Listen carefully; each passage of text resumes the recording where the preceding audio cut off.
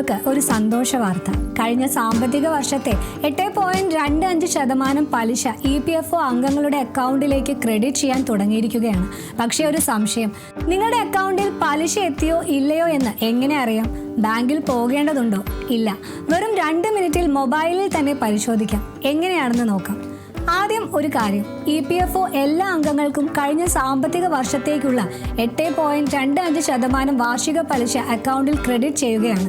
പലരുടെയും അക്കൗണ്ടിൽ പലിശ ഇതിനകം പ്രത്യക്ഷപ്പെടാൻ തുടങ്ങിയിട്ടുണ്ട്.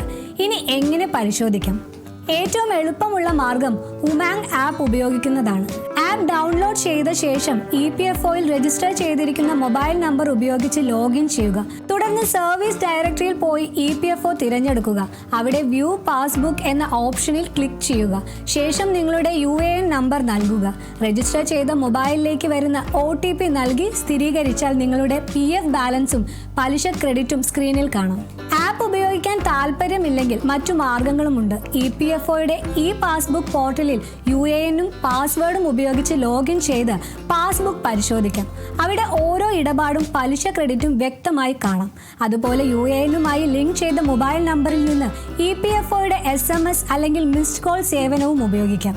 ഇതിലൂടെ PF ബാലൻസ് സംബന്ധിച്ച വിവരങ്ങൾ ലഭിക്കും. ഒരു കാര്യം ഓർക്കണം, EPF പലിശ ഓരോ മാസത്തെയും റണ്ണിംഗ് ബാലൻസിന്റെ അടിസ്ഥാനത്തിലാണ് കണക്കാക്കുന്നത്.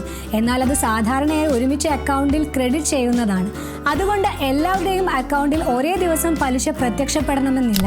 അതിനാൽ നിങ്ങളുടെ അക്കൗണ്ടിൽ ഇതുവരെ പലിശ കാണുന്നില്ലെങ്കിൽ പരിഭ്രാന്തരാകേണ്ടതില്ല.